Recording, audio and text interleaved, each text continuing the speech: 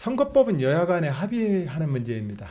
선거 제도 자체는 선과 악의 싸움이라고 보기가 어렵습니다.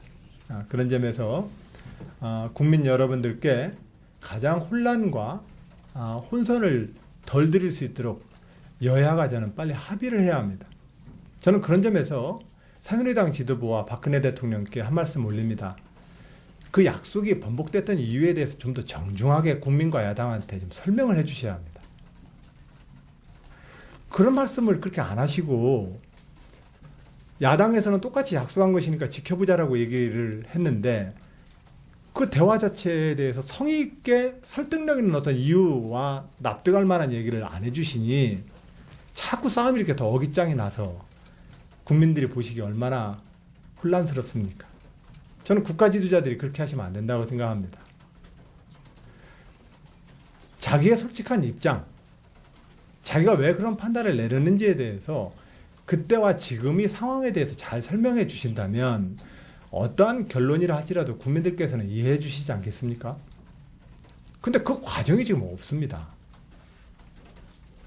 저는 그런 점에서 집권 여당과 대통령께 이 문제에 대해서는 국가의 최고 지도자로서 지금 책임을 방기하고 계시는 겁니다. 또한 야당도 이 문제에 대해서는 국민 혼란, 선거 때 이렇게 선거가 진행되면 투표하러 갔을 때 얼마나 혼란스러우세요. 그러면 이 문제에 대해서 빨리 합의를 하기 위한 어떤 과정을 야당도 지금 밟고 있어서 저는 이 오늘의 이 여론조사를 통해서 이 새정치연합의 당론도 이 국민들께 이런 혼선과 혼란을 최대한 줄이는 쪽으로 의견들이 좀 모아졌으면 하는 바람을 가지고 있습니다. 이 얘기의 흐름은 저는 좀 상식적으로 보면 서로 약속해 있으니까 지켜볼게요 라고 했던 사람이 있는데 상대방이 안 하겠다고 그런단 말이에요. 그러면 여기서는 이걸 계속 가야 될지 말아야 될지가 지금 혼란스러울 수밖에 없는 겁니다. 그러면 그 입장에 대해서 물어서 입장을 정리하는 것에 대해서 너 사과해라라고 얘기하는 것은 이게 또 안 맞습니다. 상식적으로. 오히려 이것의 출발점은 지난 대선 때 여야 모두 기초공천을 하지 말자라고 국민들에게 약속을 해서 시작된 일입니다. 그러면 이 과정에서 약속을 했던 한쪽은 그 약속에 대해서 없던 일로 하자고 하시는 거고, 근데 없던 일로 하자라고 하는 것이 야당이나 국민들에게 충분히 납득할 만한 설득 과정이 또 없어요, 거기도. 이러니까 계속 정쟁이 되는 거죠. 근데 이쪽에서는, 야당에서는 그 약속을 계속 지켜볼랍니다라고 얘기를 했어요. 근데 선거를 앞두고 나서 국민의 혼란이 너무 크니 이 문제를 어떻게 하면 좋겠습니까? 라고 하면 여쭤봐서 입장을 정해갔다고 하는데 그 대표한테 당신 입장 번복하면 사과하라고 얘기하는 것이 이게 좀 상식적으로 이게 말이 좀 안 됩니다. 그 얘기가. 그래서